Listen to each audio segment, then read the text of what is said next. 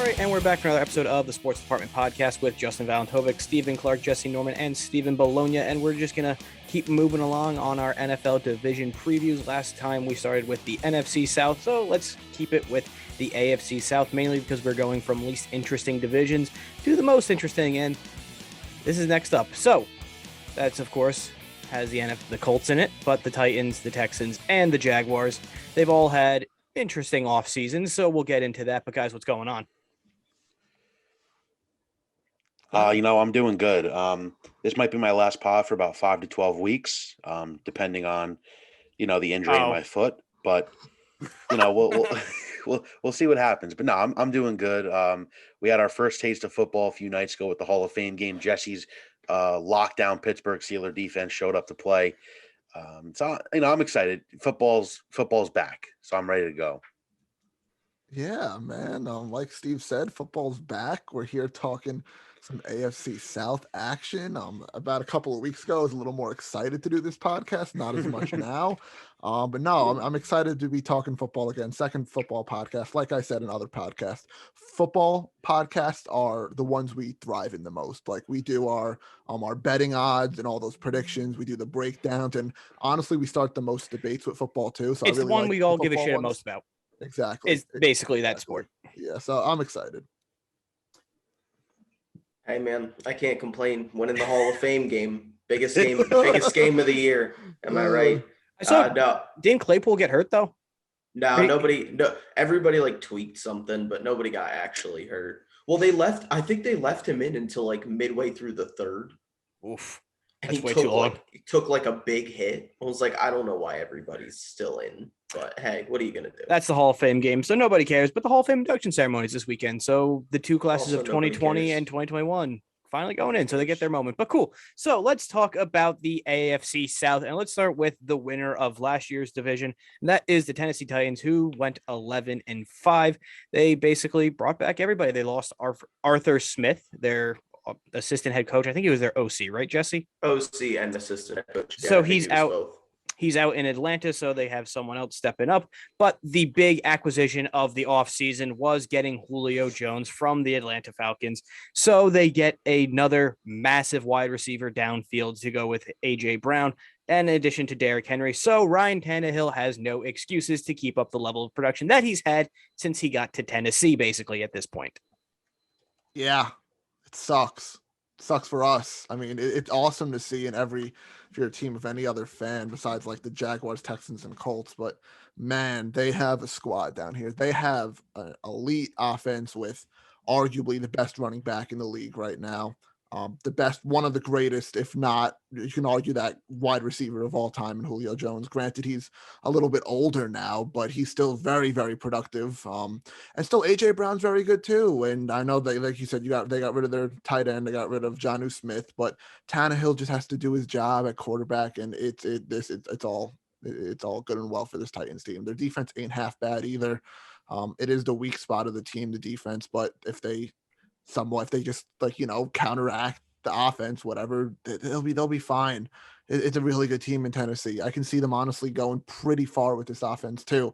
I wouldn't count out an AFC championship game with this team. I really wouldn't. Yeah, I think that has to be the floor with them, especially after getting Julio, because, in my radio career, I was quote saying that Mike Vrabel is quote the dumbest coach alive in the NFL. And then he was one win away from the Super Bowl. So they're a good team. They're going for it at this point. They know what they have. They know their window, and they're going for it. They're giving Tannehill plenty of talent around him. And didn't they sign Bud Dupree in the offseason as well, I think? Yeah. So that helps the defense a little bit. But like you said, Clark, that definitely is their weaker spot. Yeah. It also does help for them that the Colts are going to have a rough, most likely starting 5 season. Weeks. Yeah, I mean, if the Colts are healthy, be neck and neck. We'll get to that. But like you guys said, I mean, this offense is probably up there with the Chiefs in terms of how great of talent they have on their strong offensive line. It's just the defense, and specifically the secondary for me. I mean, their CB1 is Janoris Jenkins, which could be a problem. They did lose to Dory Jackson and Desmond King. They did draft Caleb Farley, though, who, me and Jesse weren't really that high on in the draft, and he fell to them all the way. I believe it was like 24. Kevin Byard's the only real staple of that secondary. So that could be a problem for them. But like I said, with the Colts, with the division not being the best, the Titans should win this division pretty easily. Double-digit wins most likely as long as Tannehill stays healthy. And like I said, this could be a historic offense here. I want to scale back on the offense just a little bit because I think the loss of Arthur Smith is a big one. He was probably the top offensive coordinator going into the offseason of a guy who you knew was going to get a job. That being said, the defense did try to adjust and address some of their concerns with the Bud Dupree signing. I don't love that that's their only signing. Caleb Farley on defense, great pick at where they were at. He fell to them. We don't know how healthy he's going to be this year, and we don't know how he's going to adjust to the NFL. So while I think the Titans are an easy pick to win the division, I would not be surprised if for the first 5-6 weeks, this is a team putting up 17, 20 points, and we're all like, whoa, what's wrong with this offense? Well, and it's going to be because they're kind of having to do a new thing where they have Julio and AJ Brown, who are both kind of doing the same role, which is fine because they're obviously both two top 10 receivers at worst.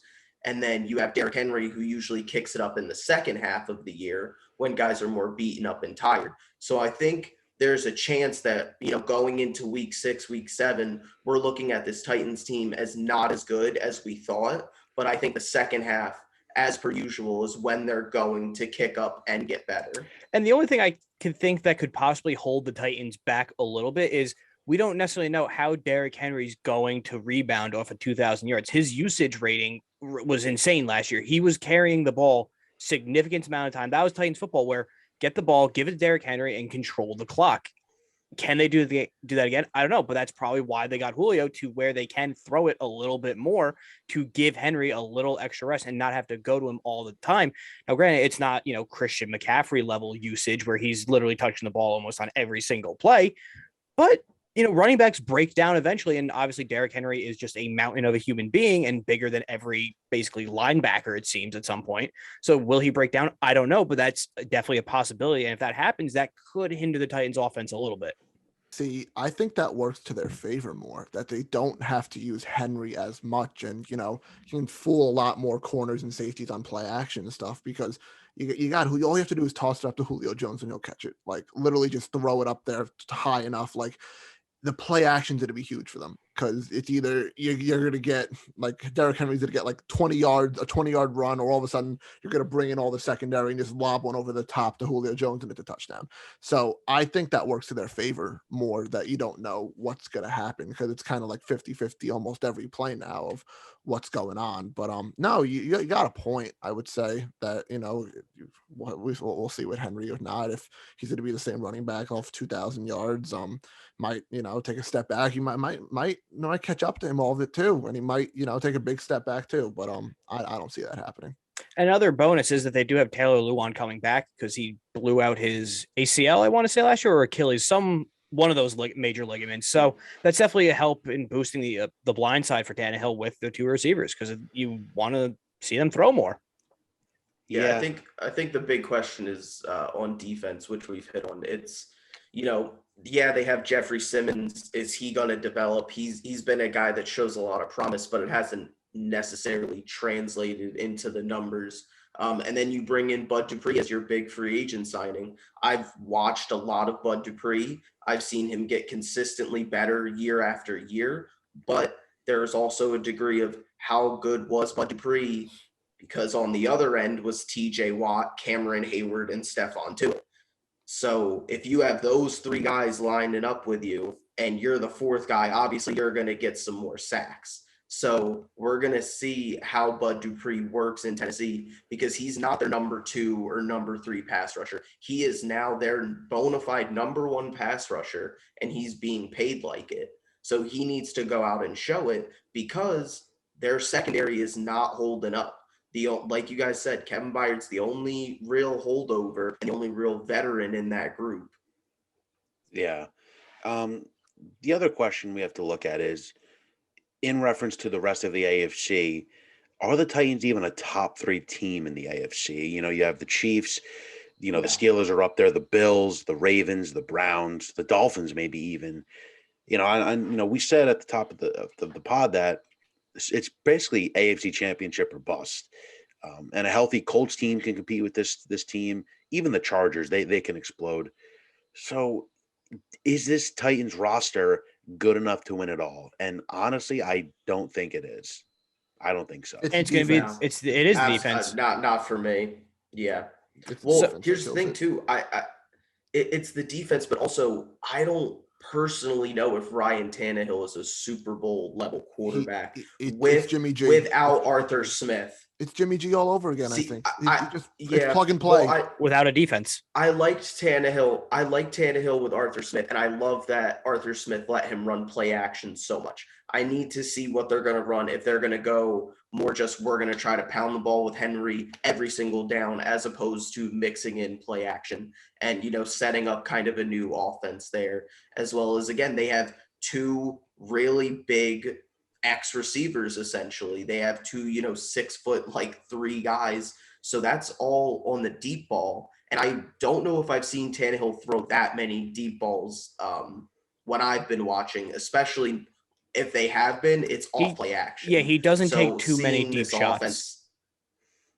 Unless it's off a play action that he has clearly wide open. So I need to see the offense, but even if the offense is clicking, I don't think this defense stands a chance to slow down the Chiefs, the Bills, the Browns, probably even the Ravens.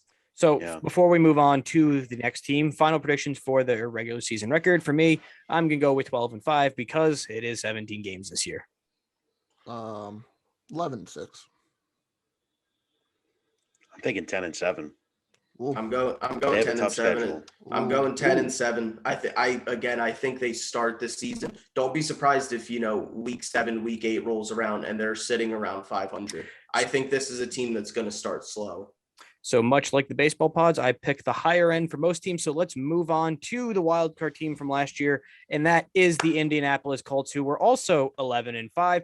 And the big moves this offseason were Phillip Rivers retired. They traded for Carson Wentz. He is since hurt. What a surprise. And Quentin Nelson also hurt with the same foot injury, which they both had to get surgery, and both of their timetables are 5 to 12 weeks. The injuries came within a few days of each other, so that's great. But in the draft, they added Kwity Paye, so they got a pass rusher just to replace Justin Houston, who has since gone to Baltimore. So Indianapolis Colts, a lot of people thought that this team was ready to go. They got Carson Wentz, and he's hurt. So the floor is basically he could be ready by week 1, because while it seemed like he wanted to rehab and try to play through it, but then he ended up getting the surgery. So he can either play week 1, or if it's 12 weeks, that's about week 7 to 8, give or take. So it could be a disaster season and start for the Colts, because Jacob Eason is basically QB1 right now. Yay. Colts talk. Man, it was looking nice up until a couple weeks ago. Carson starting to get equipped with his offense. But I'm not counting out the team yet, and that's because of 3 players, and that's Jonathan Taylor, Marlon Mack, and Naheem Hines. They have an insane running back room, this offense. They have a great offensive line. Obviously, quarterback's not going to be around for a little bit, whatever. Jacob Eason can do whatever. This offense is fun with these running backs. It's a 3-headed monster back there.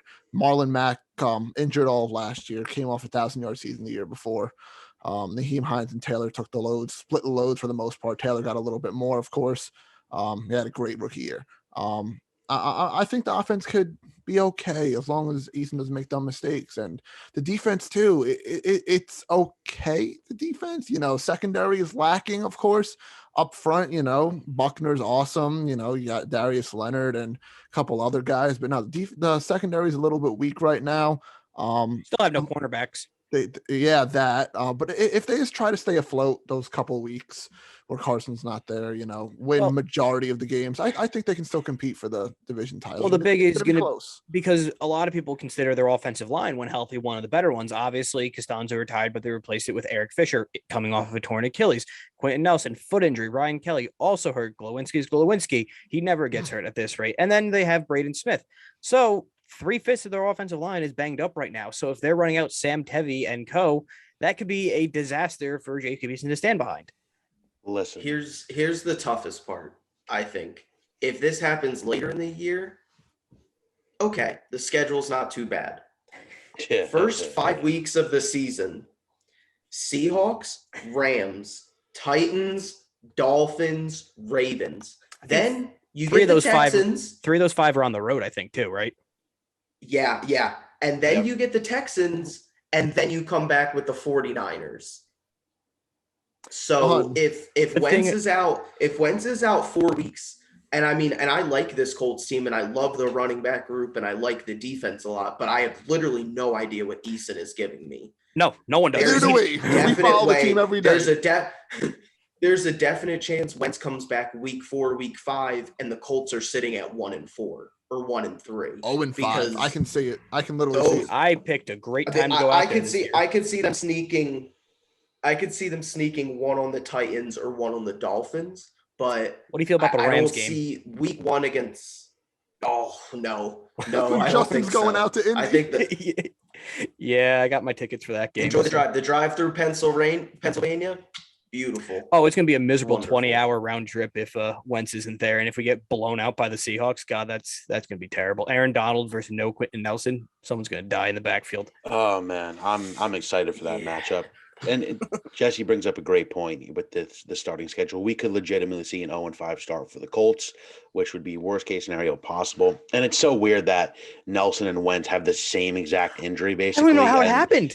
And it flares up at the exact same time. I've read a bone. They had to take a bone out. Yes, which I've heard from sources that this isn't even Quentin Nelson's first surgery this offseason. So this team could be imploding. Frank Reich got COVID, unfortunately. Yeah, I saw there was a tweet from I think it was Schefter where it's like Darius Leonard unsigned, no quarterback, coach out, Ryan Kelly hurt. It's like, oh, this is going swimmingly for the Colts.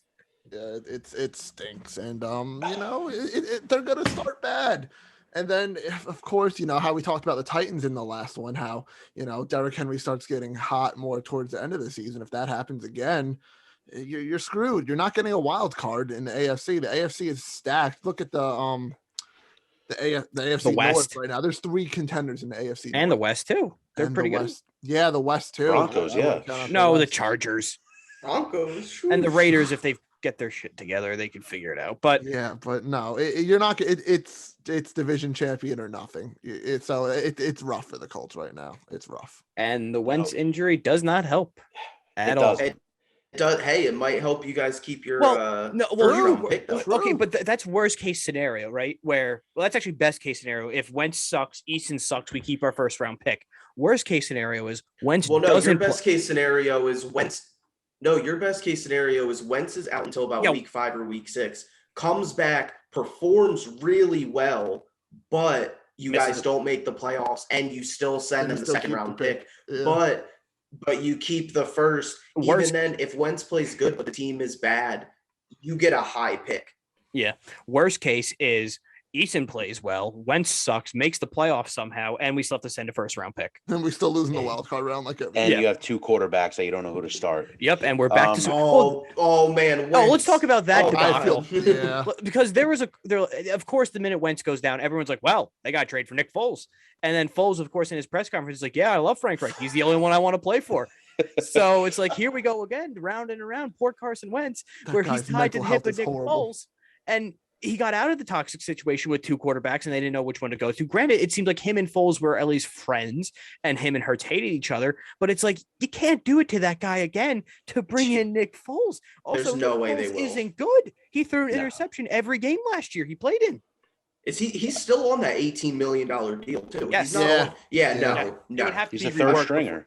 Yeah. I'm sorry. At that point, if you really are worried about Wentz's long-term health and really want to make sure you're the best team you can be for the first couple of weeks of the season, you go out and get Marcus Mariota, who's the best backup available right now. And then, of course, we had the story because someone just had to go ask Phil in Alabama what he's doing. And he said, yeah, I'll come back for a late season run. It's like, Phil, if Eason is the starting quarterback and we need you to come back, there won't be a late season run. We would need you now. Because it basically, Phil, we need you now. He wants to play. He basically wants to coach still, and then he'll come back. It's like, bro, No. It's a mess. It is. Said I made a commitment to these kids. Yes. I can't abandon these kids. I'll come back later and play. It's a And mess. but also, like, going in with like Wentz and Rivers set the bar a little too high for Wentz, if we're being quite honest. Yeah. He took care of the ball and didn't get hurt. That's another thing. Never does. And Never he actually did. got to the playoffs. So yeah. This is great because we have a platform here where Justin can just let it all out. It's all coming out now for Valentovic. But, let's look at this roster, Justin. Now, before you tell me everyone I name as elite, Justin, does Paris Campbell stay healthy this year? No, he slips on ice. No, he's going to be hurt at some point. He's missing at least 75% of the games. The funniest thing with the Colts being like injured and stuff is like this is Justin's like only team that's like good that he follows. And all of a sudden they're going to be bad now this year. So he's not going to have a good team for like at least another like 365 days. Yep. Yeah, literally a year. Yep. They're rolling out T.Y. secondary Hilton. Teams. He does. They got T.Y. Hilton as a wide receiver one. Pittman looked solid last year at times, a little inconsistent. They go out and Pascal. Pascal. Quiddy Pay was a good steal there at 21. And instead of going another position of need, they go with a guy with a torn Achilles in the second round. Yeah, still don't know. Dio Odengbo. And looking at the secondary, Xavier Rhodes could have a bounce back year. Kenny Moore to Justin is the best. Xavier Rhodes was good last year, so he's got to be bad this year. He'll be bad this year. That's the rule. And Kenny Moore is 5'8", going against 2'6'5" wide receivers. Jones 2 times a year. Clark loves Julian Blackman. Justin thinks George Odom is elite. Hey, he was an all-pro special teamer. He was. Yeah. This could be either really bad or really good for the Colts this year. I don't know. I'm kind of interested to see what we have in Eason though, because if Eason's good, what happens with Wentz? I feel bad for his mental health, honestly. I really do. Who, Justin? I mean, yeah, but no, Carson, because it's just deja vu all over again. It really is. When was Eason picked last year? Was he a 4th, 5th round? Fourth round, right? Yeah. Yeah. He was a. So that means 4th round is like a project, but he has the potential to start at 1. Well, he's got a huge arm. No, I know. He's got a Josh Allen level. Yeah. And then we got Sam Ellinger. So that's great.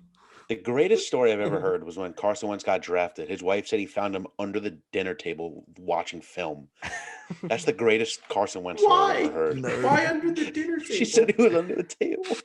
Oh God, the Colts. Get some records. Like we said, it could go either really well or really bad. And I'm gonna say it's not quite Hindenburg disaster bad, but I say they salvage it and they're 9-8. I'm going opposite. I'm going 8-9. I'm being realistic. I'm not showing here. I'm going realistic. I'm going 8-9. The first quarter of the season could be a straight up disaster, and we've seen it where once teams are bad to start off, you don't recover. I'm going 8-9. 7-10 for me. Oh, I was waiting for 1-16. No. Listen, being completely honest, what Wentz do we get? No, exactly. Last year Wentz or that too. 2 You're years right. ago Wentz? You're right. That's a big question mark. Coming off an injury, he could pop. Well, coming off an injury, and if Eason say is 3-2, 2-3, and decent, it's like, well, he has him breathing down his neck now. Yeah. I'm honestly going 6-11. I think they have a tough schedule, and even if Wentz comes back, you're gonna have to get him into it. And I personally, I mean, we'll get to it. I think the Jags can steal a game on them. They always do. I think the Texans. We suck. I think the Texans are 2 wins, obviously, but there are some teams in this schedule. They have to play the Bucks at some point. Have to play. It's a tough schedule. It's a borderline first place schedule to be hurt. Yeah. It's tough to be hurt during this and schedule. One last note: it sucks, but Reich is probably tied to Wentz. So who knows what happens with the Colts down the road based on Wentz?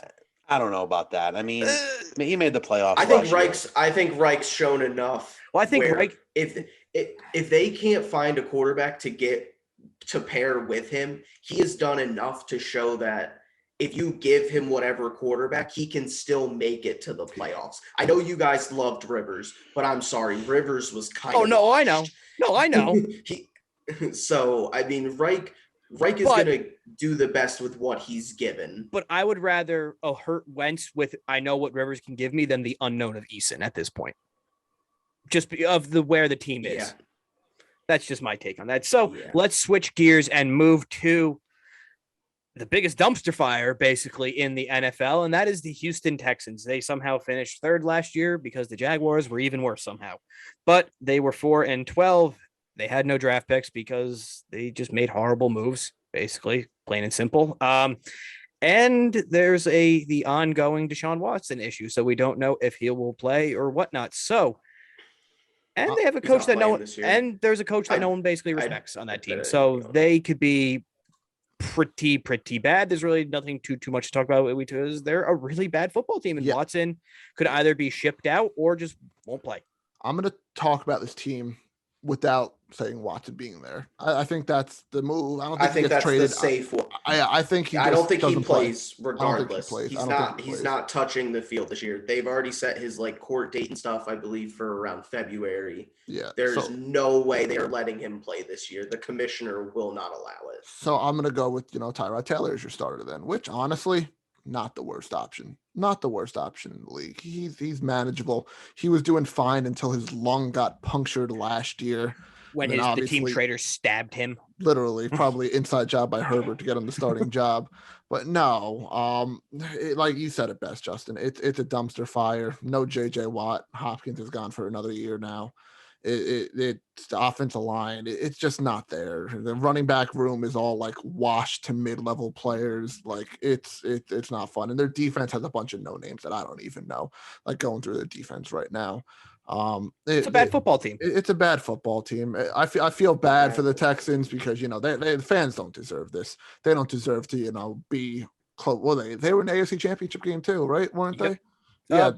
Pretty close, I think. Yeah, no, they weren't divisional. They got into the divisional, but with Watson, I mean, I don't want to talk about what he did, but one of the greatest when in the league when not dealing with any of that crap, and then Hopkins and Watt and a bunch of good guys and a fun team to watch, a really really fun team to watch, and the fans don't deserve that, so that stinks.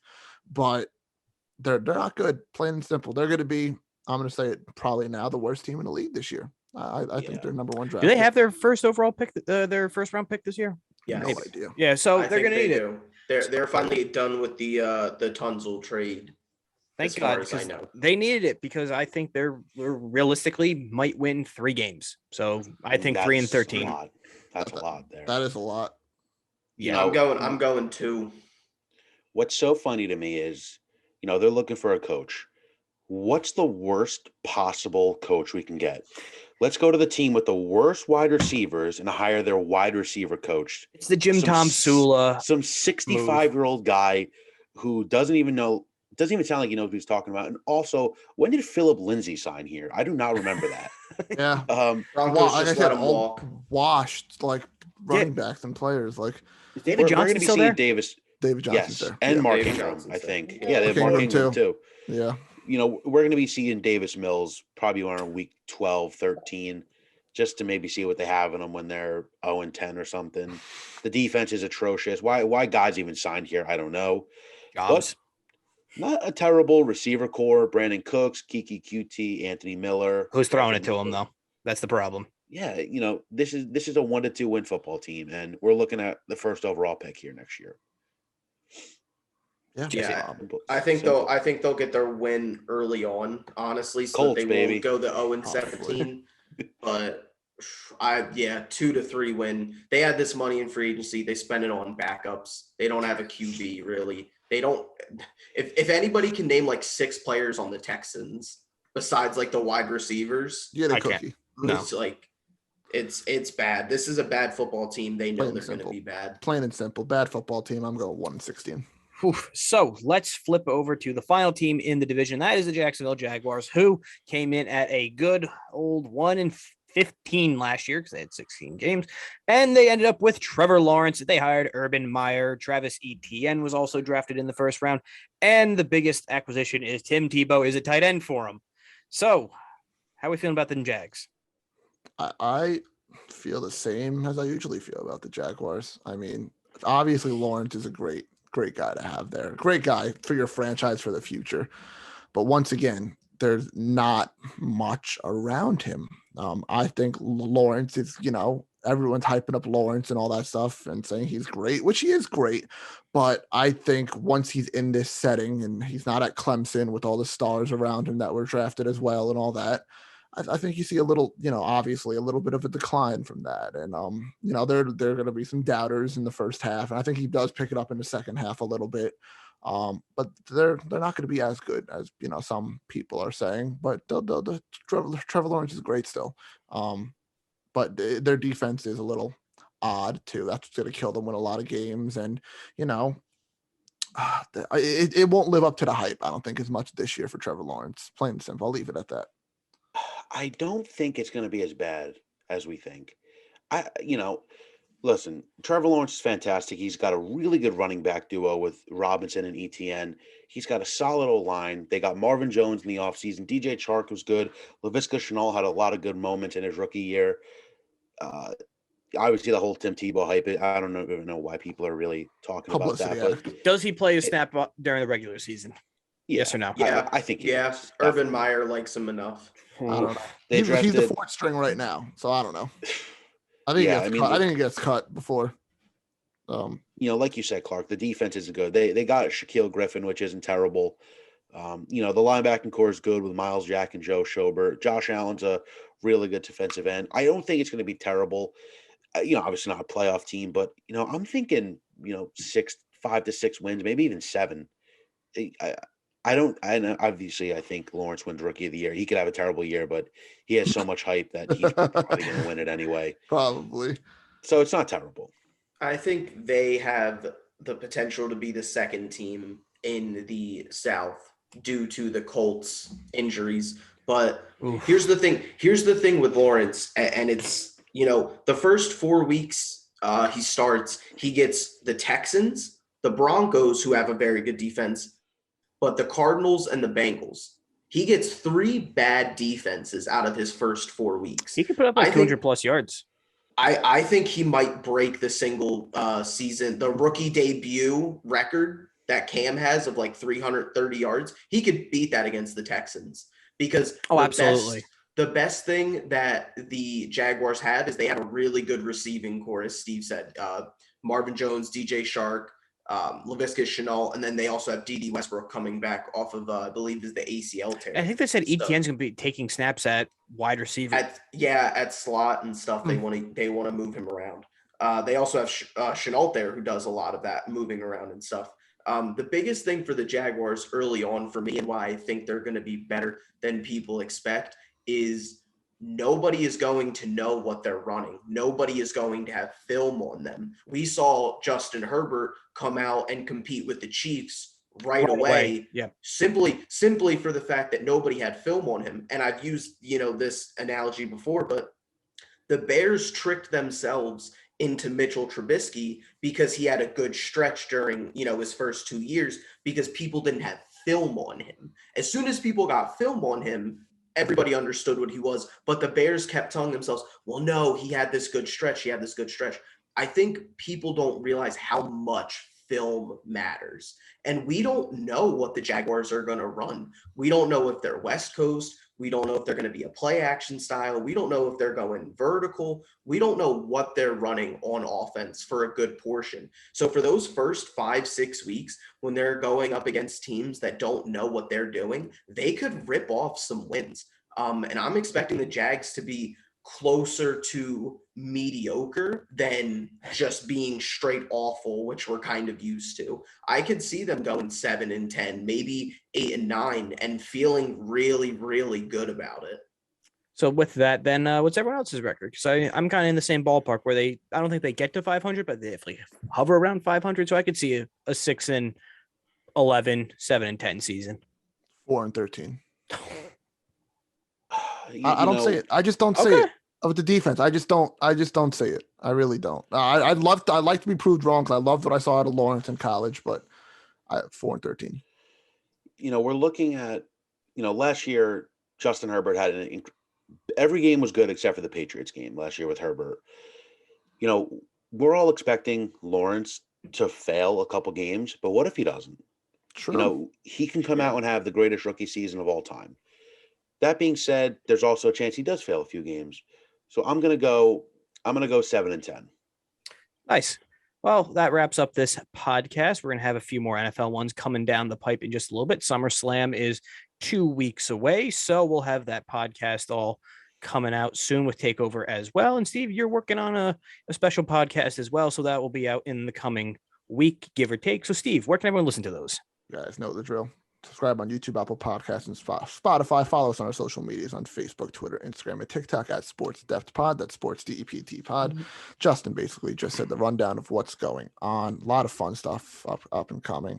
Like I said, I'm most excited for Steve's sit-down interview. I'm not going to say who, even though no one gets this far in the video, so they won't even know what I'm talking about. But they'll see that when it pops up on YouTube. So that's exciting. Justin said SummerSlam. Maybe we'll throw in just one more wrestling podcast before SummerSlam and TakeOver and all that crap. That's a lot to get through. Like Justin said too, football, basketball's on the back burner for now. Maybe a free agency one, just breaking down some of the trades and all the stuff that happened. Baseball we'll throw in there too. So stay tuned to all that fun stuff, and we'll see you in the next episode.